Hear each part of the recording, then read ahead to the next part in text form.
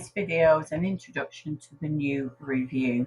So firstly, you will notice that the review has changed its name. So it's now called a Progress Review Meeting. So I'm just going to click into my meeting. I've already scheduled a meeting, so I'm just going to open that up, and I've already started it. The reviews will be scheduled every 8 weeks. And one of the new features of the review, if I scroll down and go down to the actual details, is we've switched something on called persist data.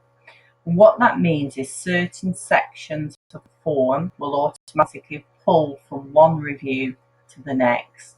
So the first form to do that section is learner details. So you just need to complete these details once, and then that will automatically move into the next form. So some of the changes in here are that we've added a start and a planned end date. That's particularly useful for having a discussion with the learner and the employer as they're coming towards gateway and endpoint. You'll also see that we've added a target grade in here for pass, merit and distinction. So for framework learners, this section will not be in the forms. So this information will automatically pull through from the first form to the second form. We're now moving on to the smart targets area, and these smart targets should be developmental targets, not complete unit 641 questions. And what you'll see here is that these targets will be reviewed automatically from one review to the next. So once you set them in the first review, they'll pull forward to the next review so you can update them. And the main headings are the date you set the task, details of the developmental target, what categories that links to. So is it career and employability, or personal and social? It might be the learner wishes to learn to drive. Who's going to support the learner in completing this particular developmental target, and when's that target due? Now the comments box at this stage isn't mandatory. That can be updated at the next review. And has the learner achieved that? So you can just keep adding a row for each task. So I'm just going to put some basic detail in here, press save,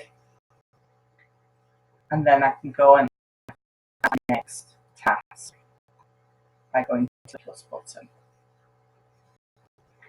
So as we scroll down, you'll see we've got English and Maths here, and again this information does persist. So if your learner is exempt English level 1 and English level 2, but they're on target for Maths level 2 and that Maths level 1, next time you do that review you can update it or amend it. So, but from this section now onwards, this information will not automatically pull through. So the progress and continual development in English and Maths. We're recommending that the functional skills staff will just update the journal and not the review. So you will put the information that you've seen in the journal into this particular section, or you can attach any supporting information. You will see throughout the form that it keeps saying add attachment. This is optional if you wish to do audio. The next section is on health and safety, and it asks the learner if they've had any accidents or incidents since the last review. This is really important to notify if there has been any accidents or incidents since the last review. Now going into one of the bigger changes for prevent equality, diversity, safeguarding and British values discussion. So we've got two simple questions here. Do these feel valued and respected in your workplace and whilst at college? And do you feel safe in your work environment and whilst at college? But then we're down to the topic. So rather than having a section for each topic, it's a general topic area, and you will need to pick something, ideally something that's naturally occurring or something that's topical in the news, or you will see that you will have discussion topics and resources that will support those discussions. So you will need to cover either prevent equality and diversity, safeguardings and British values at every review, but you only need to discuss one of those areas. And then we've got general feedback and comments from the skills coach, from the employer, and student comments, and then declaration. You'll see here that the employer is signing off the review.